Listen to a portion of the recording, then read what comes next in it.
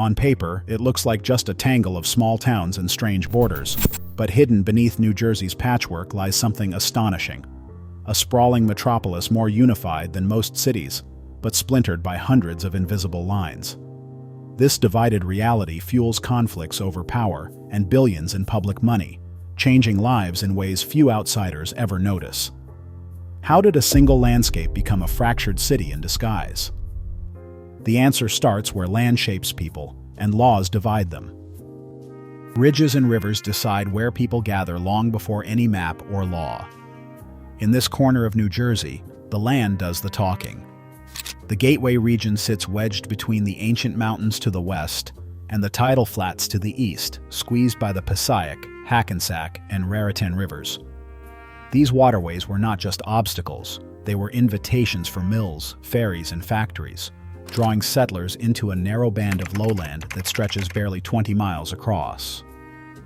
On one side, the Piedmont rises, a gentle slope at the foot of the Appalachians, its name a reminder that everything here runs downhill toward the sea. On the other side, the Pine Barrens sprawl for miles, their sandy, acidic soil stubbornly refusing most crops, keeping out all but the most determined. If you stand in the meadowlands, you can feel the squeeze.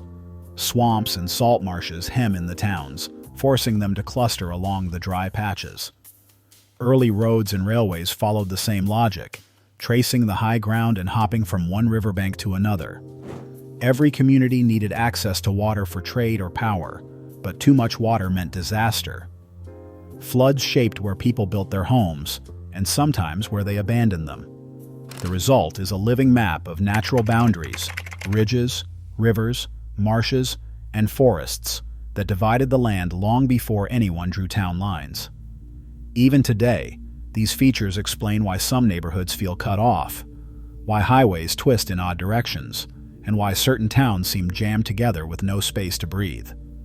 In the Gateway, landforms do not just shape the scenery, they shape the story of who lives where and how close people are willing to live to each other. Before any borders or boroughs, the land itself drew the first invisible lines. No sooner did the rivers and ridges carve up the land than people started carving up the map.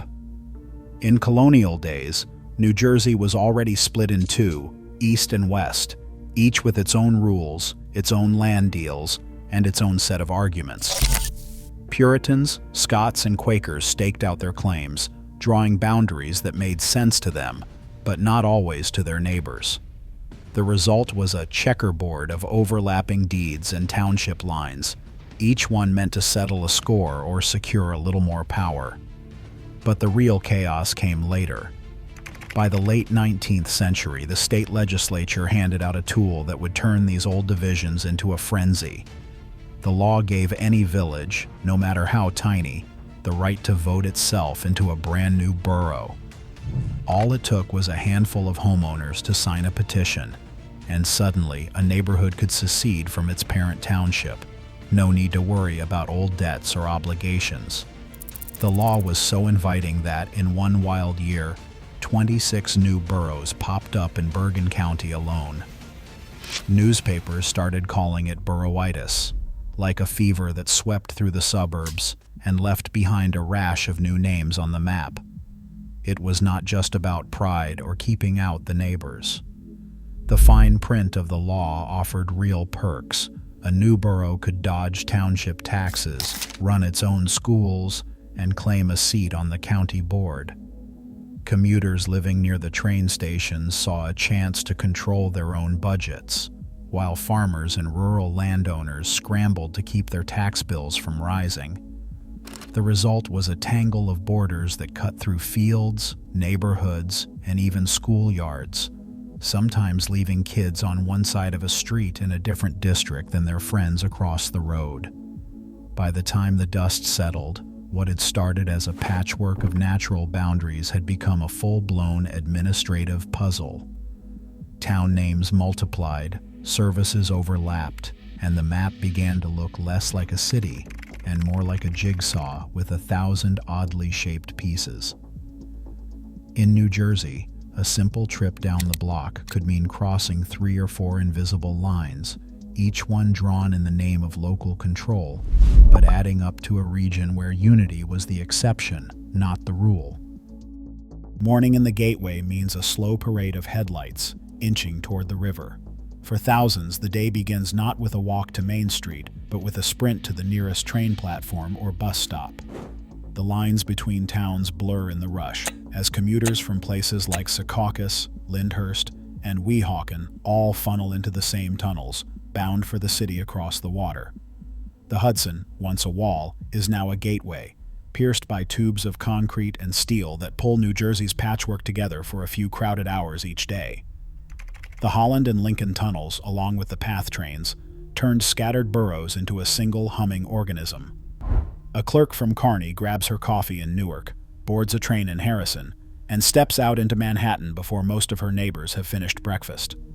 Students from Jersey City ride the light rail past old factories and marshes, their backpacks bumping against briefcases and shopping bags. Even the names of the stations, Exchange Place, Journal Square, Hoboken Terminal, sound like pieces of one sprawling city, stitched together by tracks and timetables. On the first rush hour after the tunnels opened, newspapers described a new kind of morning, a tide of people moving as if the river had vanished overnight. Suddenly, the old borders mattered less than the rhythm of arrivals and departures. The Meadowlands, once a swampy barrier, became a corridor for trains and buses, its marshes humming with the sound of engines and footsteps. For all the lines drawn on maps, the daily commute ignores them. People from dozens of boroughs share the same crowded platforms, the same late trains, the same sighs of relief when the doors finally open at Penn Station. The infrastructure does not care about township pride or local taxes. It binds together what the law keeps apart. Every morning and evening, the region acts like a single city, one that only truly appears when the tunnels fill and the trains roll east. At night, the truth about this place shines from space. The lights stretch in an unbroken band from Bayonne all the way to Paterson, glowing brighter than many so-called cities that claim their spot on the map. Satellites don't see township lines or borough borders. They see a single, sprawling city alive and restless. The numbers back it up. Add together the people living in just 5 counties along this corridor, Bergen, Hudson, Essex, Union, and Passaic, and you get a population close to 3.7 million. That's more than some of the country's biggest, most famous cities.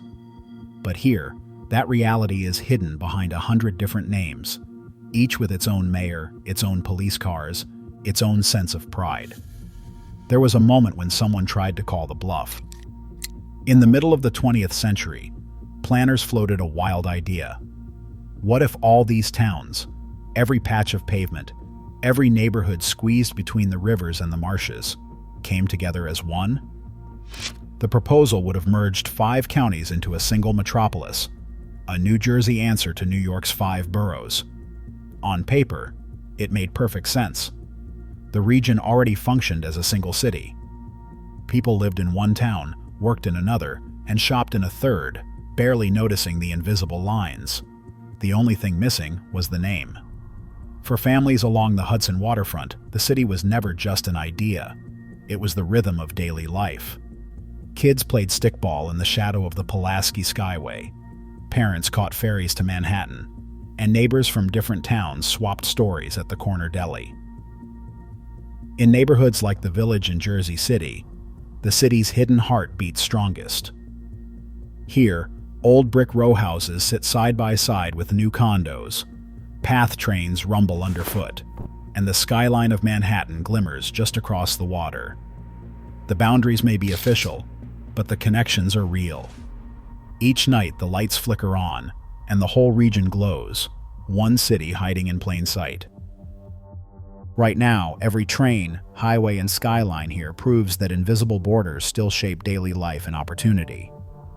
As transit projects promise to stitch the region closer, the real question lingers.